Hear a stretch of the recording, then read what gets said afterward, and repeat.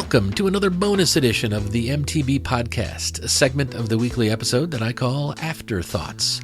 This is one of my favorite parts of these weekly presentations because it gives us a chance to dig a little deeper, connect the dots, and really challenge ourselves to think critically about what we discussed during the main episode. And during this week's main episode, we talked a lot about how words reveal what's really inside us. We talked about how speech eventually exposes a person's true intentions, how our core values shape our words and actions, and how leaders, good and bad, leave a lasting impact based on what they say and how they say it. But let's take this a step further, because words don't just reveal the truth. They can also be used to hide it. That's where things get tricky. We all know that words have power. They can inspire people to do great things and bring communities together and shape entire movements. But they can also be twisted to mislead, confuse, and manipulate. So here's the big question. How do we recognize when words are being used as a tool for control instead of truth? Think about it.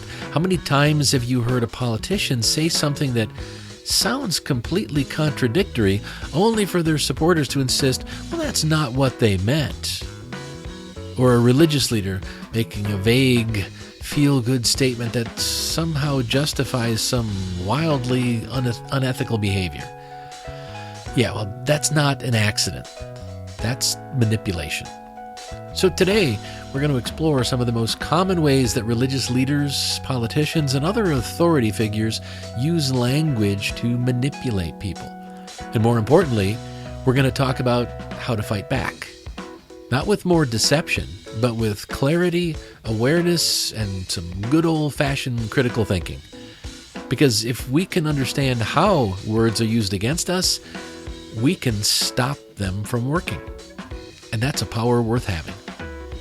All right, let's dive in. So we've established through the main episode that words have power. But what happens when that power is used to manipulate instead of inform? Well, that's when we start seeing tactics that are designed to control people rather than communicate with them. And trust me, once you learn to spot these tactics, you'll start seeing them everywhere. In politics, in religious sermons, on the news, even in some of the conversations you have with friends and family. So I'm going to break down 4 of the most common manipulation tactics that we see. Gaslighting, dog whistles, whataboutism, and the appeal to emotion. So gaslighting is one of the most insidious forms of manipulation because it makes you doubt your own perception of reality. It's when someone denies something that clearly happened, makes you feel like you're misremembering things, or insists that you're the problem for noticing something's wrong. So take this classic move from religious leaders. So someone is sexually assaulted by a member of the clergy, which comes to light after a failed attempt to cover it up. It's a horrible, shameful situation. And the church leadership continues to make things worse. They move the priest. They try to protect him. They call into question the accuracy of the accusations and a host of other actions that do more harm to the victim in their attempt to protect the perpetrator. When all of this is called out online, people immediately jump to the defense of the church, saying things like, "The church didn't hurt you. Jesus didn't hurt you. A person hurt you. Don't be angry at God or his church." That's religious gaslighting at its best, or its worst, however you want to look at it. The church created the systems and structures that allowed this to happen and helped perpetuate that problem through countless cover-ups and rampant enabling. It is absolutely acceptable to blame the church and to be angry at God. Because if there really is a God, how the hell could he allow this to continue happening? A non-religious example of gaslighting is the way the MAGA trolls talk about the January 6th insurrection. And by MAGA trolls, I'm including the president. You can watch the videos and see how horrible the actions were. We watched it unfold at the time. Police were beaten. People died. And yet now they insist that it was a handful of FBI plants or Antifa, or they're the ones who did some bad things. Well, everyone else was just taking a fun, love-filled tour of the Capitol. Right. How do you spot gaslighting? Well, if someone makes you feel like you're losing your mind for trusting your own experiences or for remembering things accurately, you might be getting gaslit. If your gut says that something's off, don't ignore it. All right, next up, dog whistles. And no, not the kind you use to train your dog, though in a way they work similarly in that only the target audience is intended to hear them. Right? A dog should be the only one to hear the dog whistle. Right? So a dog whistle that we're talking about is a coded phrase that sounds innocent to the general public, but has a very specific meaning to a certain group of people. For example, you ever notice how politicians love to throw around the phrase family values? Sounds nice, right?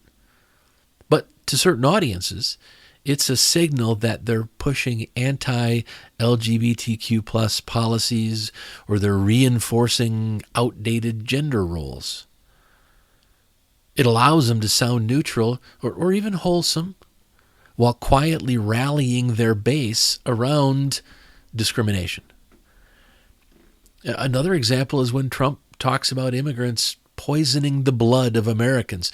It's clearly a negative phrase, but white nationalists, racists, and Nazi sympathizers, they know that it's coded language related to eugenics, which is the thoroughly discredited belief that you can arrange reproduction within a human population to increase the occurrence of heritable characteristics that are regarded as desirable. In other words, you can keep your population racially pure, which apparently inbred racists think is a great idea. So why do dog whistles work? Well, because they create plausible deniability. It's a little more difficult with the poisoning of the blood language, but if someone calls them out on the family values dog whistle, the person who said it can reply, "Oh, I just meant that families are important. Why are you attacking me? Don't you think families are important? Are you against families?"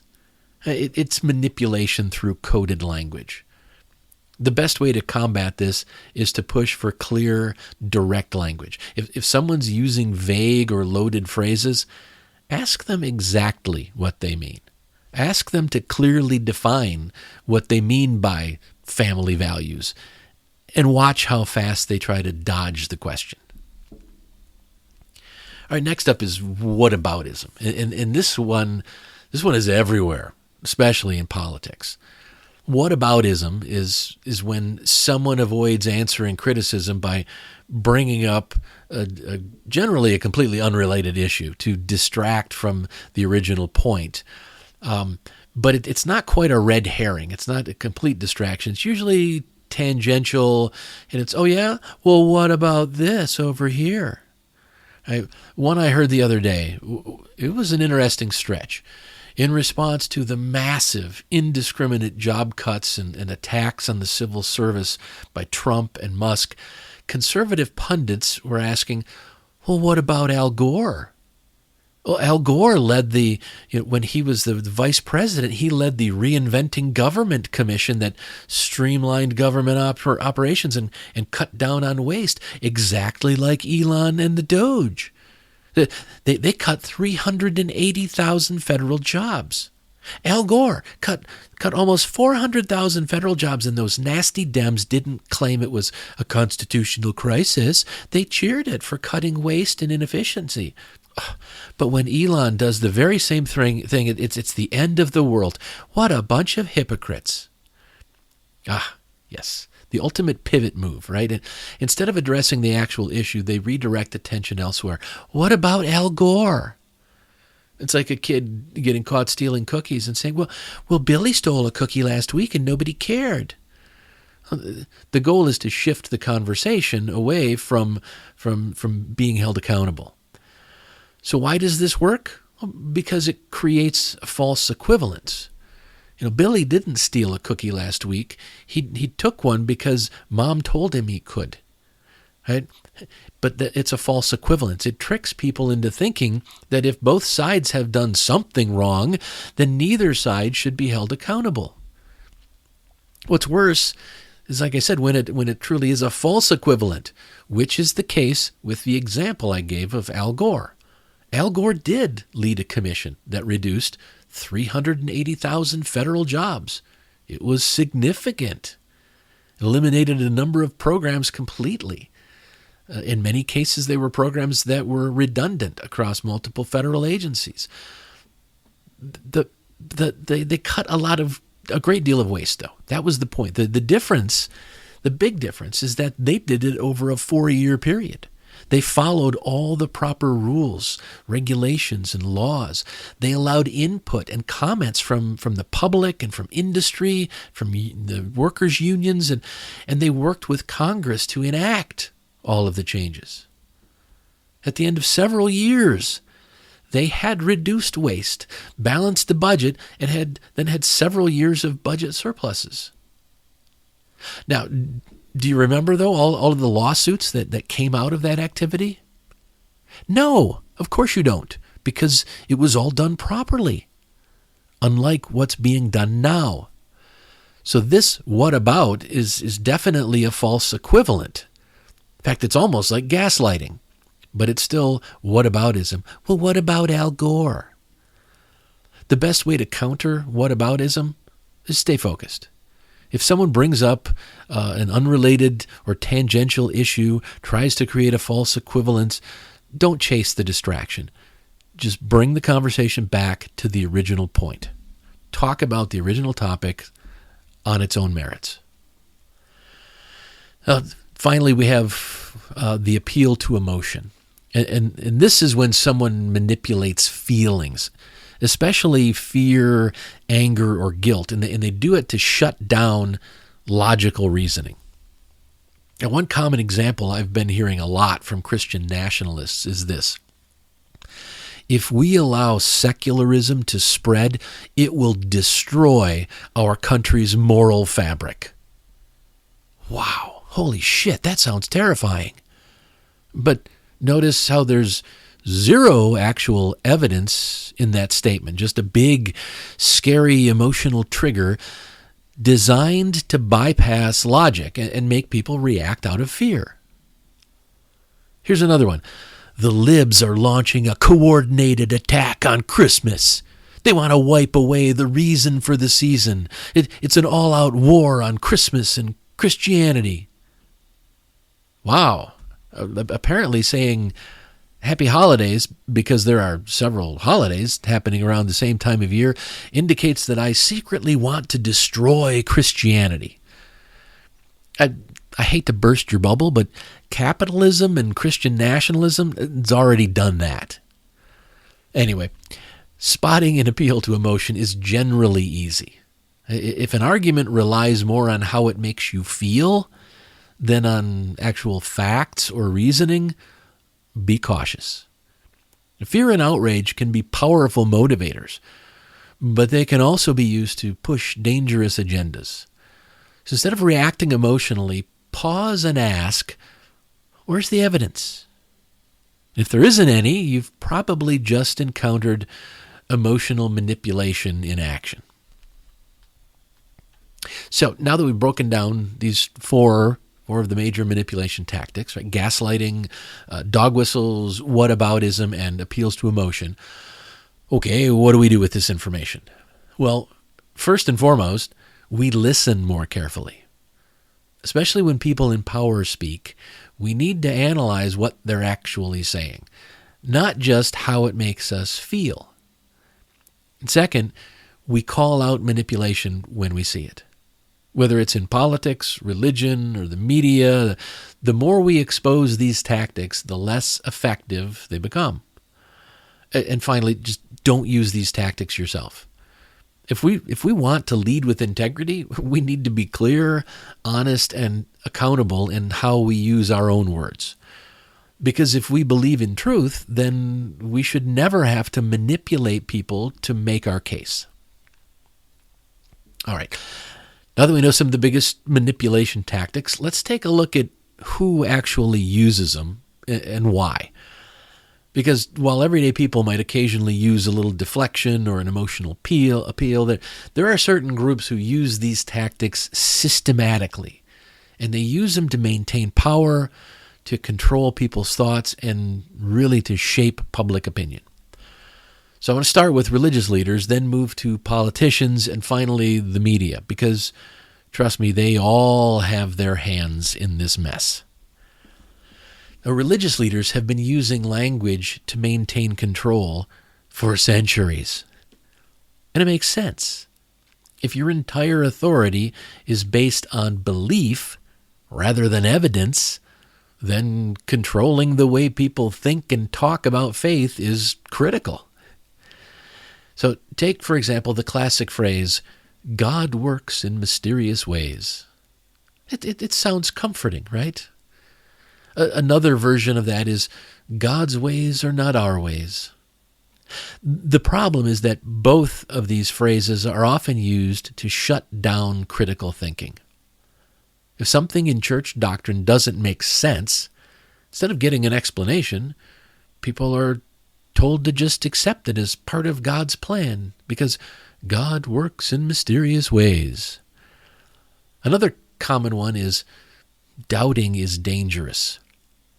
Many religious groups teach that questioning doctrine isn't just a sign of curiosity, it's a sign of spiritual weakness. Some even go further, and they say that doubt is sin. So instead of people investigating their own beliefs and seeking the truth, well, they feel guilty for even asking the questions in the first place. And let's be honest, if a belief system can't handle a few tough questions, that should probably raise a red flag. Because truth doesn't need to be protected from scrutiny, only lies do.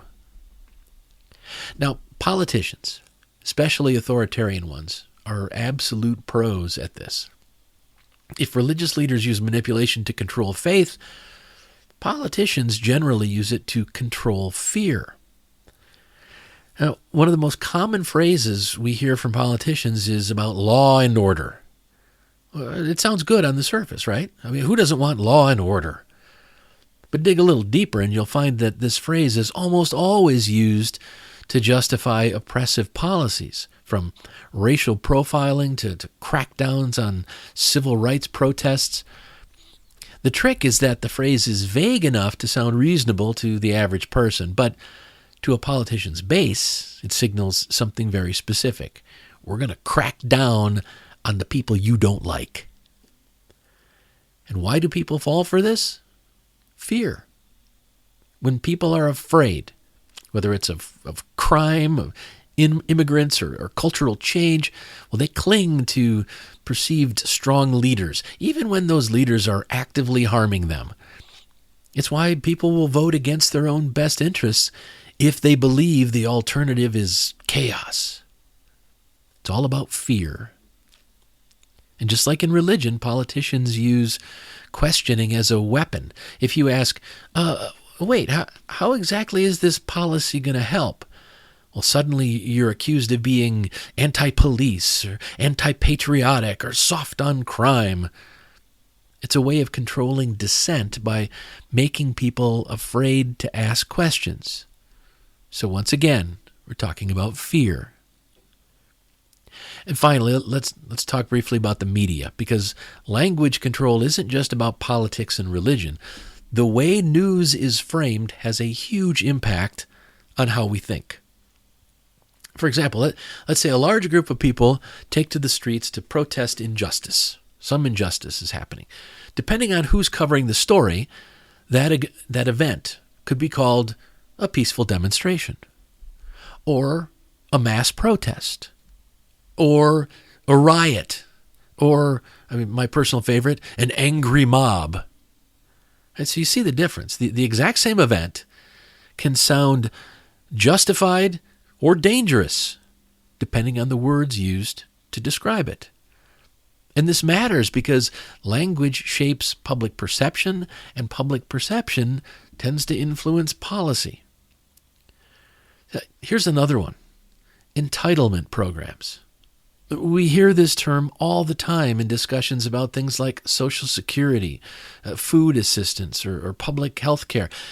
But by using the word entitlement, it subtly implies that people are taking something they don't deserve, rather than receiving benefits they've paid into or ones that we know they need to survive. This is why it's so important to pay attention to how issues are framed. And the media plays they have a big hand to play in that. The words used in headlines, the phrases repeated on the news, the way politicians describe policies, and then that's expressed in the media, all of these things influence how we as a society think and respond to these issues we're trying to deal with. So whether it's religious leaders controlling faith, politicians controlling fear, or the media controlling public perception, the bottom line is this: language is a tool. And just like any tool, it can be used the right way or the wrong way. Language can be used for honest communication or for manipulation.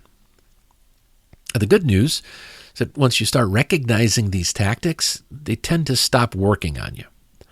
When someone says, "We just need law and order," you'll be the one asking, "Okay, but what exactly do you mean by that?"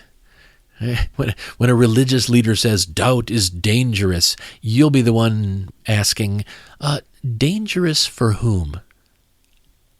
Because when you control language, you control the narrative. And if we want a just, informed society, we can't let others do the thinking for us. We have to take back control of the words we use and the way that we respond to them. All right, so we've talked about how words are used to manipulate and who's using these tactics. Now comes the big question: how do we fight back? The good news is you don't need to be a linguist, a political analyst, or a professional debater to recognize and to counteract these types of manipulation. You just need a healthy dose of skepticism, a few key strategies, and a willingness to slow things down before reacting. So let me go over 4 simple ways you can push back against deceptive language without losing your mind or your patience. Okay, first things first. When you hear something that sounds off, just don't react immediately. Manipulation works best when people respond emotionally without thinking critically. And when they respond emotionally, it's usually in the moment. It's usually spontaneous, right? You need to pause for critical thinking. You need a little time. So instead of responding emotionally, pause and ask yourself a few questions. What is actually being said here? And are they making a clear point, or are they just throwing out buzzwords? Also think about who benefits from this particular message. If a politician or a religious leader is pushing a certain narrative, what's in it for them? And finally, what is being left unsaid? And sometimes the most important part of a message isn't what's included, it's what's missing.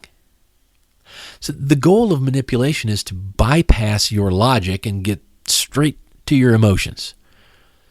So don't let them do that. Before you react, take a moment to actually think through what's being said. And one of the easiest ways to expose manipulation is by forcing clarity, right? I gave you some questions just a moment ago. People who rely on vague, emotionally charged language hate being asked to explain themselves in detail. Right? For example, let's say someone says, we need to protect traditional values. Instead of arguing, try asking, what specific values are you referring to? And protect them from what? You'd be amazed how often this completely unravels the argument. When I asked that of one of our youth group members at church a couple years ago, who was talking about traditional values, he stammered a little and said, traditional Christian values. I said, okay, well, what are those specifically?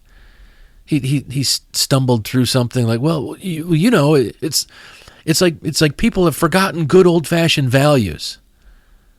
And I said, okay, so traditional values, Christian values, and good old-fashioned values, are they all the same? And if so, well, what are they? The guy got a little irked with me and said, well, you know what I mean. And I said, no, I don't. And I'm not sure that you do either. This young man was clearly regurgitating something a teacher at his Catholic school, or maybe his parents, had said. But I would be surprised if any of those adults would have responded much better. They're just using buzzwords. The point is that if they can't answer a few questions and clarify exactly what they mean, then their message isn't, it's just a slogan. It's not a serious position. The same works for politicians, right? We need law and order. Okay, what specific policies are you proposing, and who decides what order looks like?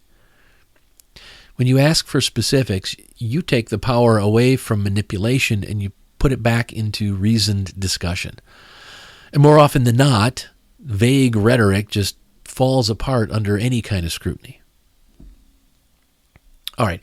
The third thing you can do is recognize and call out bad faith arguments. Because not everyone is arguing in good faith. Many people intentionally use tactics like whataboutism, deflection, emotional appeals. They use them to avoid accountability. So, for example, let's say you bring up a real issue, like how a politician is abusing their power. Instead of addressing it, their supporters respond with, yeah, well, what about the price of tea in China? Or some other completely unrelated topic. Hey, you see what they did there. They dodged the question entirely. One of the best ways to shut this down is to call it out directly. Okay, you didn't actually answer my question. You just changed the subject. Let's go back and focus on the issue at hand. Now, will this change their mind? Maybe not. Probably not. But here's the thing. It's not just about them. When you call out manipulation in a public conversation, you're also helping everyone else who's listening to see what's happening. And that can be just as important. Finally, you need to strengthen your own critical thinking skills. The best defense against manipulation is a strong foundation in truth. So that means read from diverse sources. Don't just get your news from one place. Engage in discussions with people who are outside your bubble. And we all have that. We all tend to surround ourselves with people who tend to think very similar to the way we do. Engage with others. You don't have to agree, but exposure to different viewpoints helps you learn to think more critically. Always ask, what's the evidence? Right? If a claim has no real support, no real proof to back it up, it's just an opinion. It's not a fact. Right? And surround yourself with people who value truth and accountability. Not to create a bubble, but because, let's be honest, the company we keep shapes how we think. So look for other folks who value truth and accountability, other folks who are willing to look at diverse sources, who are willing to engage with folks they disagree with and ask for evidence. Right? Surround yourself with those kind of people. The fact is that manipulation only really works when people stop thinking critically.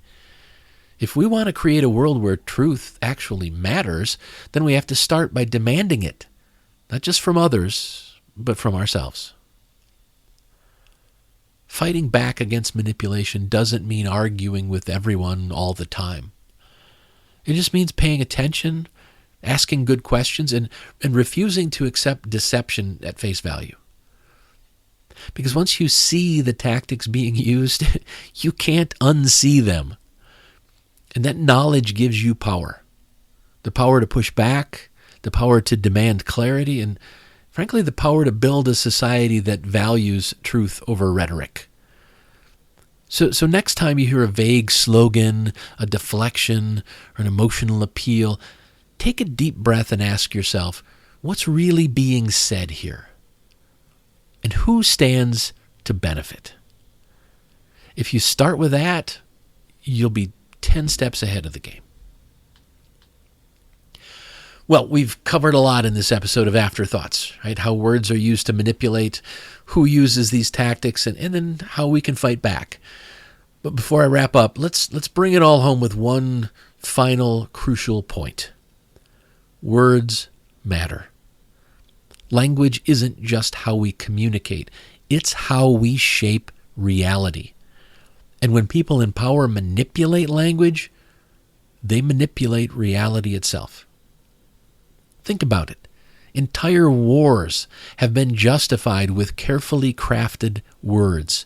Entire populations have been turned against one another through slogans, propaganda, and misinformation. On a smaller scale, religious leaders, politicians, and media personalities do it every day, twisting words to maintain power, control, and influence. That's why recognizing manipulation isn't just about being informed. It's about protecting your own ability to think freely and critically. The good news is that you have more power than you probably think. You don't need a PhD in psychology to spot manipulation.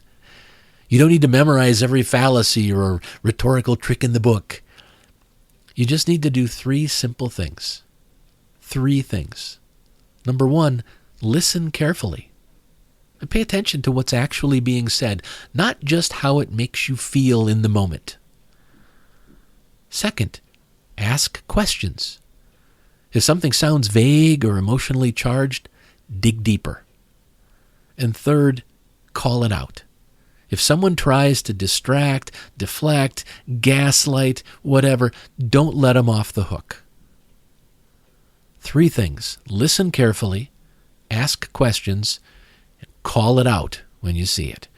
When you refuse to be manipulated, you set an example for others. You show them that it's possible to think for themselves. It's possible to challenge these narratives and to demand truth. And trust me, that kind of awareness, that's contagious. So, here's another little challenge for you this week. Identify and analyze one piece of manipulative rhetoric. Seriously, it could be a political speech, a social media post, a religious homily or sermon if you're going to church and into that sort of thing. It could be a news headline or a corporate PR statement, whatever you choose. Pay attention to how language is being used. Are they relying on fear, emotion? Are they avoiding a direct answer?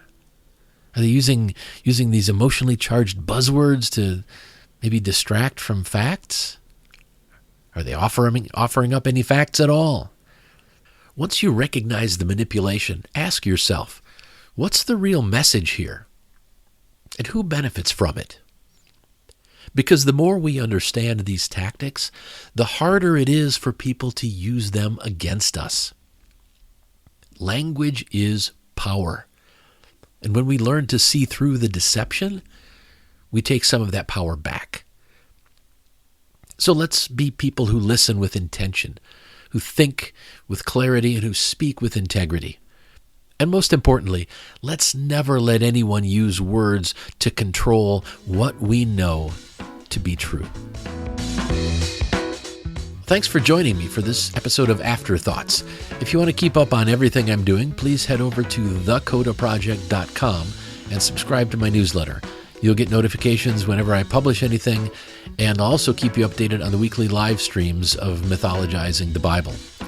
Also, if you subscribe for free over at thecodaproject.com, you'll start receiving my weekly resource called The Weekly Compass. Each weekly issue centers on a short reflection about that week's value, followed by discussion questions that are tailored for different age groups, from kids to college students to adults, and then a simple take action step. It's like a small challenge or exercise you can do to put that particular value into practice. Especially for families, it's designed to be an easy way to ensure that at least once a week you're making time to talk about morality, ethics, and core values. So if you're interested, please go subscribe for free over at thecodaproject.com. Thanks again for listening, and until next time, keep thinking, keep questioning, and keep seeking the truth.